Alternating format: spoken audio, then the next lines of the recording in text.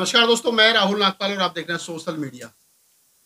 मैं कड़कड़डूमा कोर्ट में हूँ और आप देख रहे हैं कि मेरे साथ में हमारे एडवोकेट साथी बैठे हैं। 2-3 दिन से कोर्ट में हड़ताल है, वकीलों की हड़ताल है, काम नहीं हो रहे हैं, लोग परेशान हैं। हमने मामले की गंभीरता को जानने की कोशिश की कि आखिरकार कोर्ट में वकीलों की हड़ताल है क्यों?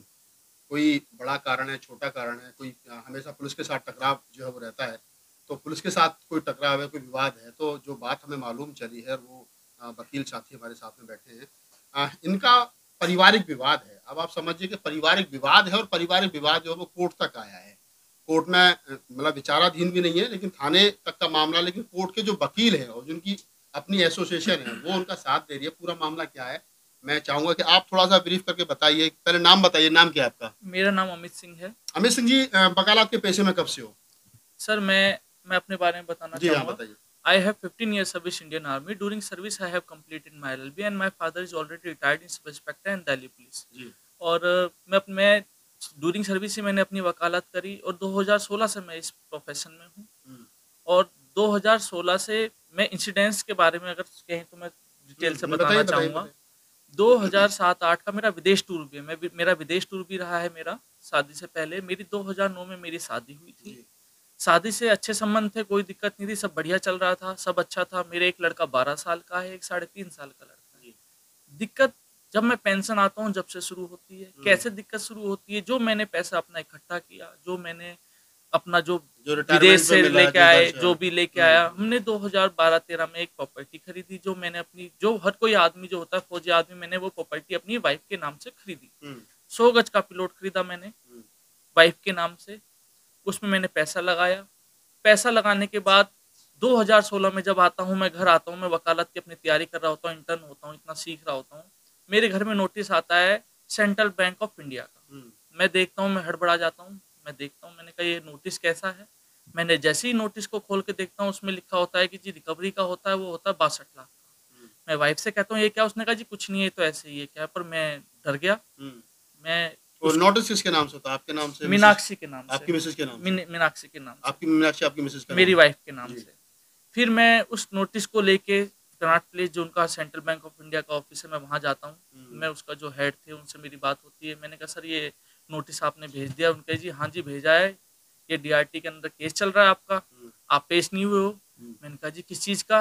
ये प्रॉपर्टी तो मेरी है। हुँ, तो प्रॉपर्टी तो आपकी वाइफ ने मॉर्गेज कर दी है। हुँ, प्रॉपर्टी की तो आपकी वाइफ ने, आपके भाई, जो उनका भाई था शिव बाबा इंटरप्राइजेज, वो फ्रॉड कंपनी उन्होंने खोली हुँ, और उस प्रॉपर्टी पे 40 लाख का उन्होंने लोन लिया और लोन लेने के बाद आज वो 62 लाख का हो गया। इतना सुनते ही मेरी आंखों में आंसू आ गए। हुँ, जो सीनियर था, मैंने उसके पैर पकड़ लिए। हुँ। मैंने कहा सर मैं 25 लाख का आदमी, 30 लाख का आदमी, मैं 65 लाख 62 लाख, मैं डर गया। मतलब आपकी जो मिसेज़ के नाम पे आपने जो प्रॉपर्टी की थी एक हम्म, 2012 में, रिटायरमेंट से पहले, वो प्रॉपर्टी आपकी मिसेज़ ने अपने भाई भाइयों को, भाइयों के यानी नाम आपके सालों को मॉर्गेज मॉर्गेज मॉर्गेज कर कर दी दी। और आपके सालों ने उस हाँ, पर 40 लाख का 40 lakh loan central bank of India ले से लिया। ले लिया। मुझे इस बारे में कोई नॉलेज आपको नहीं, उसके बारे में कोई जानकारी कोई नहीं थी। नॉलेज नहीं, मेरा कुछ और जब कोई नहीं। नोटिस आया तो आपकी मिसेज़ ने कहा कि नहीं ये तो वैसे ही हाँ, है। ये वैसे ही है। मतलब आपकी मिसेज़ जो है वो कहीं न कहीं छुपाते आपके थे, साथ जो फ्रॉड कर रही है, आपके साथ चीटिंग कर फ्रॉड रही है। करता रहा। जी, फिर बताएँ। फिर हाँ। मेरे साथ हुआ, फिर मैंने उसके पैर पकड़ लिए। पहला केस मैंने जो लड़ा हुँ, कड़कड़डुमा के अंदर, वो अपनी वाइफ का लगा डीआरटी के अंदर। हुँ, डीआरटी के अंदर केस लड़ा, एक एसोसिएट के हाथ जोड़े। मैंने कहा चलो यार मुझे नॉलेज नहीं है। हुँ, वहां जाके मैंने बात करी। मैंने कहा भाई मेरे पास इतना पैसा नहीं है, इसको सेटल करो कैसे भी करके। हुँ, उन्हें कैसे तैसे करके, बड़े अच्छे आदमी थे, मैं उनका सम्मान करता हूँ उनका, उन्होंने उस मैटर को सेटल कराया। थर्ड पार्टी ने, किसी ने, वो मैंने दबाव बनाया उस ससुराल वालों पे कि तुमने मेरे साथ धोखा किया है, हुँ, तुमने गलत किया है मेरे साथ। हुँ, वाइफ से कहा तूने मेरे साथ धोखा किया है। हुँ। उन्होंने उस प्रॉपर्टी को सेल आउट कर दिया। सेल आउट उन्होंने कर दिया। हुँ। जब सेल आउट होने के बाद वो मैंने कहा भी मेरा पैसा चाहिए। नहीं, मैंने कहा आपने जो बैंक से सेटलमेंट कितने पैसे में हुआ? बैंक से सेटलमेंट, हमारे जो दबाव था, बैंक से सेटलमेंट हुआ 28 से 30 लाख में। हुँ, क्योंकि पैसा जो तीसरी पार्टी, तो उन्होंने कहा था कि जी हम इस प्रॉपर्टी को बिकवा देंगे हुँ, दूसरे आदमी से। किसी दूसरे पर्सन ने उस प्रॉपर्टी को खरीदा, बैंक ने कागज उसके नाम कर दिए। हुँ।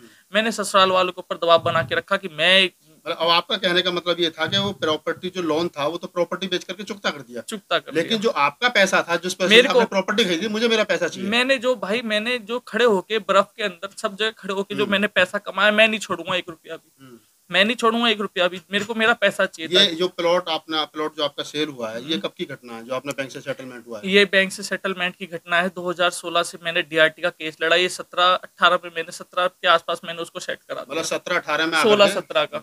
17-18 में आकर के 2018 में आकर के हाँ, आपने उसको सेटलमेंट करके केस को सेटलमेंट खत्म कर उसकी दिया। उसकी अब 18 से सेटलमेंट की डीड की कॉपी, हाँ। डीआरटी के अंदर जो मैंने केस लड़ा है उसकी कॉपी, मेरा वकालतनामा, मेरा सब चीज ऑन रिकॉर्ड है।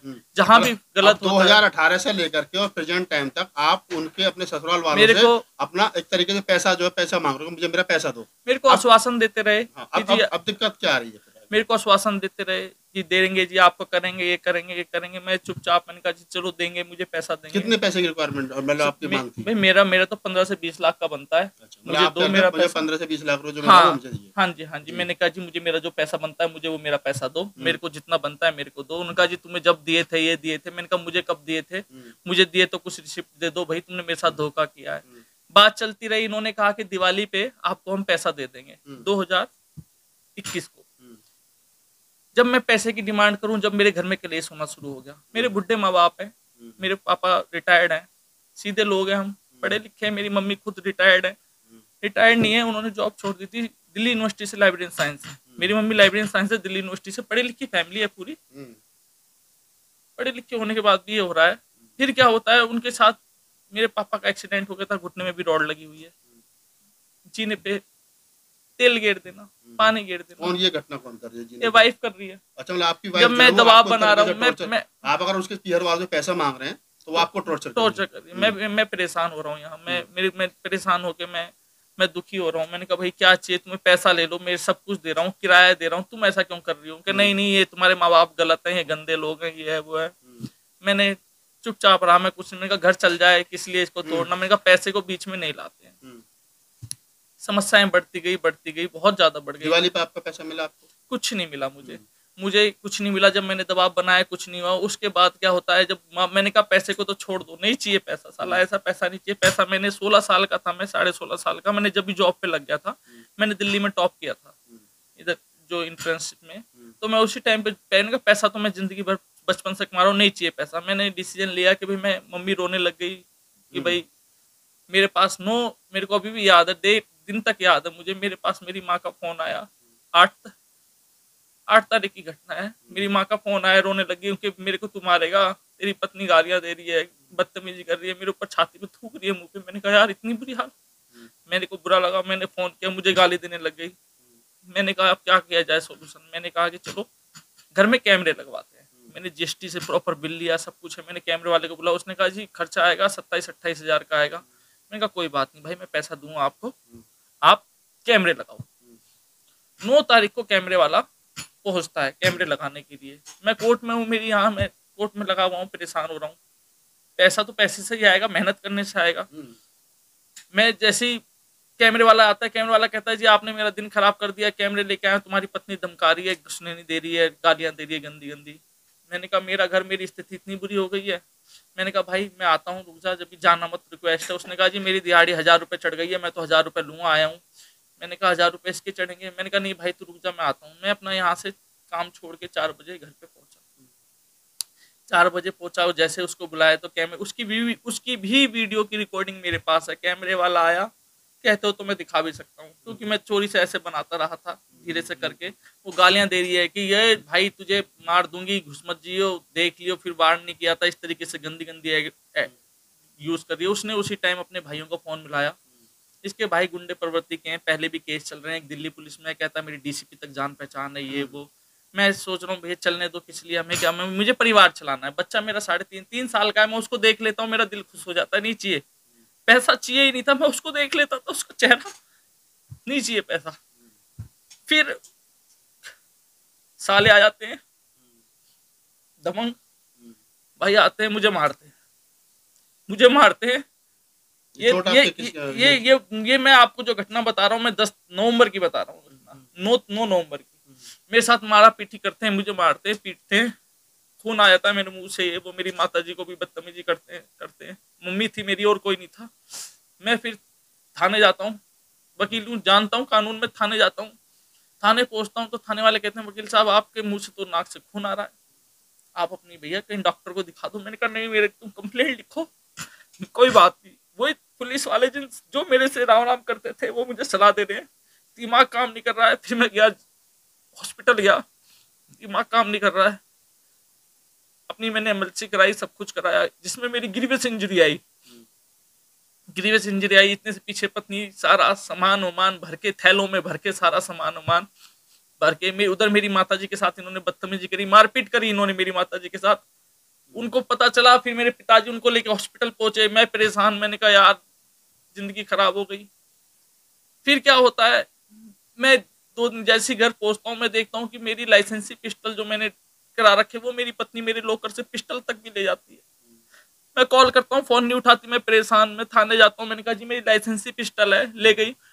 एसएचओ कोई साथ नहीं था, जी कंप्लेंट दे दी ना आपने, मैंने कहा जी उससे तो मर्डर भी हो जाएगा, आप तो ऐसे कह रहे हैं। मैं रोता हूँ उसके सामने, कुछ नहीं, मैं बैठा 12-12 बजे तक बैठा, क्या हाँ हाँ जी आ जाएगी। जब मैं खूब परेशान हुआ, वकील भाइयों को लेके गया, यार मेरी हेल्प करो, पहुंचा, उन्होंने हेल्प करी। जब पुलिस एसएचओ कहता ठीक है जी मंगवाते हैं आज, फिर वो वहां से भेजता है लेडीज कांस्टेबल, मेरी पिस्टल आ जाती है थाने में। फिर मेरे को ऊपर दबाव बनाते हैं कि इस पिस्टल को लेके जाओ, आप लेके जाओ इस पिस्टल को। मैंने कहा मैं नहीं लेके जाऊंगा। फोन आते हैं मेरे पास, एसआई मनदीप का कॉल आता है, एसआई रवि का कॉल आता है, देवल लेडीज कांस्टेबल एएसआई देवल है उसका स्पेशल कॉल आता है, आ जाओ नहीं तो इसका हरजाना भुगतना पड़ेगा। मैंने कहा मैंने 15 साल हरजाना ही भुगता है, देश की सेवा करके आया। मैंने कहा मैं हरजाना भुगतूंगा, करो क्या करोगे मेरे साथ।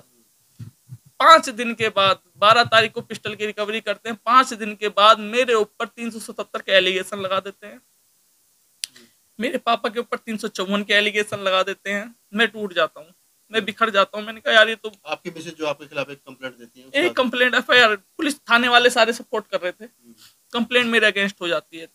354 377 का एलिगेशन लेके मैं नवंबर तक घूमता रहता हूँ। मैंने कहा यार ये तो किसको क्या बताएं, किसी को कह भी नहीं सकते, किसको क्या बताओगे कि मैंने किसी को कुछ नहीं बताया। कोई पूछ भी लेता था कि हाँ भाई क्या हुआ, बच्चे आ गए, मैं कहता हाँ आ गए, क्या कह नहीं कह सकते कुछ भी। एलिगेशन क्या है, इतने गंदे एलिगेशन किसको सफाई दोगे। चलता रहा चलता रहा। मैंने कहा कानून से लड़ूंगा, कानून से। मैं अपने कागज यहाँ तैयार कर रहा हूँ कि जो भी मैंने जिस में जाके आईओ को जाके सारी सबमिट करा दिया, सब कुछ करा दिया। ओके जी देख लो जी वापस ले लो, देवल आईओ मेरे से कहती है मुकदमा या तो वापस ले लो, नहीं तो देख लो मुझे तो कस्टडी में लेना पड़ेगा। मैंने कहा मुझे कस्टडी में ले लो, मेरे बाप को कस्टडी में मत लेना। मैंने कहा मुझे कस्टडी में ले लो आप, पर मेरे बाप को कस्टडी में मत लेना। मैंने किया गलत किया, जो कह रही है मान लिया मैंने, मेरे पिताजी का कोई रोल नहीं है, आप उनको मत करिएगा। फिर उसके बाद चल रहा है। अब जब हो जाती है, जब 2 मई की घटना होती है, 2 मई शाम को 5 बजे मेरी माँ का रोते हुए कॉल आता है, कहाँ है आजा, मार लिया हमको, पीट लिया, आदमी आ गए, औरतें आ गई। मैंने कहा ऐसे कौन आ जाएगा घर में, कौन कह नहीं आ गया, हम रो रही है, चिल्ला रही है, आवाजें आ रही है। मैं डर गया, होपलेस हो गया, मैं कोर्ट में ही था। मैंने कहा क्या करूं, मेरी समझ में नहीं आया। मैंने कहा मैं क्या कर सकता हूँ, मैं तो कुछ हुई नहीं। कहा औरतें हैं, मैंने कहा औरतों को तो औरतें ही देखेंगी, मैं तो क्या करूँगा, छेड़ूंगा मैं तो। मैंने 2-3 लेडीज एडवोकेटों के हाथ जोड़े, मैंने कहा भाई मेरे साथ चलो, मेरी समस्या है, चलो। वो चली मेरे साथ। जैसे ही मैं घर के अंदर घुसता हूँ, घर के ताले टूटे हुए होते हैं, माँ बाप को पीठ के ऊपर बैठे हुए होते हैं, मेरे साथ आते ही मारपीट शुरू हो जाती है। मेरी माँ देखती है पीछे से कि मैं पिट रहा हूँ, और ये कहानी मेरे साथ एसोसिएट गई है, उसको नोच रहे हैं, मैं अपनी आंखों से देख रहा हूँ। मैंने ऐसे करके कह रहा हूँ बहन तुमने ऐसे गलत किया है, तुमने, हो रहा है मेरे साथ, सब हो रहा है। मैं कोई बात नहीं, मैंने कहा कोई बात नहीं, मार लो मुझे मार लो। मैंने कहा घर से बाहर निकलो, मैं कानून से लड़ूंगा। मैं फिर भी कह रहा हूँ मैं कानून से लड़ूंगा, मैं नहीं डरूंगा, मैं कानून से लड़ूंगा। मैं फिर थाने जाता हूँ, थाने जाता हूँ, जो कहते हैं जी, मैंने कहा जी मेरी डीडी एंट्री करो, ये करो। कहते जी इसमें 2-2 दिन भी लग जाते हैं। मैंने कहा 2 दिन लग जाते हैं, मैं 2 दिन यहीं बैठा रहूंगा। मैंने कहा मैं लेके जाऊंगा। फिर उन्होंने मेरी हाथ में दिया, उनका जी ठीक है, एमएलसी दूसरी पार्टी को पहले कराने के लिए भेज दिया। मेरे रात के 12:30 बजे मेरी, मेरे पापा की, मदर की, एक एसोसिएट और जो जिसकी ज्यादा चोट लगी थी उसकी, मैं एमएलसी कराते हैं। मैंने फोन किया जी क्या हो रहा है, उनका हाँ जी चल रही है, कार्रवाई चल रही है। जैसे ही मैंने कहा जी सर गलत मत करना, तुमने धोखा दिया। सुबह पता चलता है कि मेरे अगेंस्ट तो एफआईआर मेरी तो एफआईआर काटी, उसकी तो बड़े खुश होकर बता रहे हाँ जी आपका काम हो रहा है। मैंने कहा चलो भैया, मैंने कहा भैया देखो धोखा मत देना आप लोग, रिक्वेस्ट है आपसे। मेरे पिताजी भी दिल्ली पुलिस की नौकरी करके गए हैं, मैं हर तरीके से तैयार हूँ। मैंने कहा भैया तुम्हें पैसे की जोर तो पैसा ले लेना, धोखा मत करना ऐसे यार, तुमने पहले भी ऐसे कर दिया। मैं नाम नहीं लूंगा, पैसे भी खाते हैं, लिया मेरे से, मैं नाम नहीं लूंगा। फिर पता चलता है कि मेरे अगेंस्ट भी एफआईआर कर दी। मेरे भाई का कोई लेना देना नहीं, मेरी भाभी का कोई लेना देना नहीं। मेरी भाभी भाई, मेरी वाइफ इस बार भाई के ऊपर भी एलिगेशन लगा देती है, सबके ऊपर एलिगेशन। घर के अंदर घुस रहे हैं, ताले तोड़ रहे हैं, मार रहे हैं, हमें ही मार रहे हैं। एमएलसी उनकी कराई जा रही है, उनके छोटे दिखाई जा रही है। वो अनर्थ हो रहा है, मेरी हेल्प करो, आप सबसे रिक्वेस्ट है। अभी जो आपका ये केस है मतलब थाने तक ही सीमित है या कोर्ट में कोई चीज में चार्जशीट वगैरह फाइल हुई है, क्या हुआ है? नवंबर 2000 नवंबर 2021 की घटना है ये? 2021 की घटना की आज तक भी कुछ नहीं हुआ है। ना कोई चार्जशीट फाइल कोई की है कोर्ट चार्जशीट ने फाइल कोई? नहीं है। ज्यादा तब मैं कहता हूँ जी, मेरे जो मारा था मुझे ग्रीवियस इंजरी उसका, तो पिछले वाला हिला दे, हाँ तुम्हारे ऊपर भी तो 370 का है, 354 का है, मैं चुप हो जाता हूँ। झूठी एफआईआर अभी कर जो डराते आपका हैं। असला था जो आपको आपने थाने से लिया नहीं था, अब आपने आपको हैंड ओवर कर दिया है, अभी थाने में ही है? वो थाने के अंदर ही है। उसकी रिकवरी मेरी वाइफ से और उनके घर वालों से हुई है। तो आप उसमें चाहते हो कि उनके खिलाफ कानूनी कार्रवाई होनी चाहिए, कि उनसे रिकवरी हुई है? मैं तो चाह रहा हूँ, मैं तो उस दिन से पुलिस चाह रहा क्यों हूँ। नहीं कर रही है उस पर कानूनी कार्रवाई? पुलिस पुलिस जाने सर, पता नहीं पैसा खा रही है, क्या कर रही है, या हम अभी पढ़े आप क्या लिखे। चाहते अभी आप क्या चाहते हैं? अपने ससुराल वालों के खिलाफ कानूनी कार्रवाई मैं चाहते हैं, या चाहता हूँ सर, अपनी सेफ्टी चाहते हैं, या फिर ये चाहते हैं कि जो आपका पैसा है 15-20 लाख रुपए वो आपको मिलना चाहिए? क्या रिक्वायरमेंट या आपकी डिमांड क्या है? मरने से मैं डरता नहीं हूँ। 16 साल का था, 17 साल का था, गोली सामने से जा रही थी, देखा मैंने सामने से कैसे गोली जाती है। नहीं डरता मैं मरने से, नहीं डरता, कभी भय ही नहीं हुआ कि मर जाऊंगा। तो मेरे माँ बाप को प्रोटेक्शन मिलनी चाहिए, उनकी कोई गलती नहीं है। दुख होगा मुझे अगर उन्हें कुछ होता है तो, मैं नहीं डरता, मुझे कोई प्रोटेक्शन नहीं चाहिए। मैं तैयार हूँ। एलिगेशन 77 के झेल रहा हूँ, 54 के झेल रहा हूँ, 76 के लगाएंगे उन्हें भी झेलूंगा। जेल 15 साल जॉब सेना की करके आया हूँ, काट लूंगा 20 साल। देखे हैं वहां बढ़िया तरीके से खा रहे हैं, पी रहे हैं, पंखे में सो रहे हैं, कूलर में सो रहे हैं। मैं तो बर्फ में रह के आने वाला आदमी, कोई दिक्कत नहीं है, तैयार हूँ। मतलब अभी आपकी रिक्वायरमेंट ये है कि जो आपके आप ये चाह रहे हैं कि जो आपके ससुराल पक्ष है जो आपको ज़्यादा पीड़ित कर रहा है, आपकी बातों से ऐसा लगा कि वो आपको बहुत ज़्यादा मतलब पीड़ित एक तरीके से कर रहा है, उनके खिलाफ कानूनी कार्रवाई होनी चाहिए। जो आपका आरोप ये भी है कि पुलिस जो है वो उनका साथ दे रही है, आपकी नहीं सुन रही है। कुछ हुआ ही नहीं है सर, मेरे घर में आके घुस के मार रहे चार। मैं कहता कहता हार आप गया, कहाँ हाउस गए? ट्रेस पास एसएसपी बनता है। एस डीसीपी के यहाँ पे हुई है सर क्या ऐसी आप? ऐसी कोई जगह नहीं है जहाँ मैं नहीं जाता। हम्म, हाथ ही जोड़ सकता हूँ, पैर छू लेता हूँ, क्या बड़ा बड़ा मतलब दिखता है, पैर छू सीनियर लेता हूँ। दिल्ली पुलिस के सीनियर अधिकारी क्या कहते हैं? कर रही है, कार्रवाई कर रहे हैं, कार्रवाई कर रहे हैं। अब कार्रवाई ऐसी हो रही है, अब आपके सामने कार्रवाई कैसी हो रही है। तो हम्म? हाँ, एक बात और हमें थोड़ा सा हमारे दर्शकों को बताइए, जैसे कड़कड़डूमा कोर्ट है यहाँ के वकील, भाई अभी आरोप है कि क्या नाम है जो करावल नगर थाना है, वहाँ पर वकीलों के साथ भी बदतमीजी की गई है, या आपके घर पे जो दूसरा पक्ष है उसने बदतमीजी की, जैसे आपने बताया कि एक महिला जो आपकी साथी है जो लॉयर है उनके साथ भी बदतमीजी हुई है। हड़ताल 2 दिन से चालू है, कब तक चालू रहेगी वकीलों की? अब वकीलों का जो सपोर्ट आपको मिल रहा है ये कड़कड़डूमा कोर्ट में, क्या इसका आगे का रूपरेखा है? सर वकील भाई है, वकील जो है भाई है। अगर जैसे फौज में सेना है ना, दोस्त रहते हैं हम। जैसे कोई बीमार है, उसको खाना, भाई बीमार है इसके खाना बनाओ, खाना इसका यही टेबल पे आएगा, ये बीमार है, उसकी सेवा करते हैं। ऐसे यहाँ भाई वकील है, इन्होंने बहुत प्यार दिया है, कुछ नहीं चाहिए इनसे। इन्होंने बहुत प्यार दिया है, सम्मान दिया है, इनके लिए मैं तैयार हूँ, 24 घंटे तैयार हूँ। जब तक चाहेंगे मैं तैयार हूँ, इनके राज्य के बिना मैं कुछ नहीं करूँगा। तो दोस्तों, आप थे एक्स सर्विसमैन, जैसा बताया बड़ी भावुक कर देने वाली कहानी है उनकी, जो जिस जिस दौर से वो गुजर रहे हैं, सफ़र कर रहे हैं। और ससुराल पक्ष जो ये आरोप लगा रहे हैं और जो उधर से पुलिस भी नहीं सुन रही है। एक्स सर्विसमैन एक फौजी के साथ में ये हो रहा है, आम लोगों के साथ में क्या होता होगा आम जिंदगी में, आप समझिए। इस खबर को बनाने भर का उद्देश्य भर सिर्फ इतना था कि ताकि ये बताया जा सके कि लोग ये कहते हैं कि पढ़े लिखे लोगों के साथ में शोषण नहीं होता है, का शोषण नहीं होता, या फौजियों का बड़ा मान सम्मान दिया जाता है। पढ़े लिखे भी हैं, फौजी भी हैं, एडवोकेट भी हैं, और दिल्ली जैसे देश की राजधानी दिल्ली में रह रहे हैं, तो उनका इतना शोषण हो रहा है। उनकी बातों से ऐसा लगा, तो आप समझ सकते हैं कि आम लोग इस भारत में जो गांव देहात में जो हम रोज़ डिस्कस करते हैं पत्रकार साथियों के साथ में, हम किसी का इंटरव्यू करते हैं, इस देश भर में जो गांव में गलियारों में जो आम आम लोगों के साथ में जिस प्रकार से शोषण होता है वो किस लेवल का होता है, वो जब इनके साथ में है। तो मैं राहुल नागपाल और आप देख रहे हैं सोशल मीडिया। अगर आपको लगे कि ये बात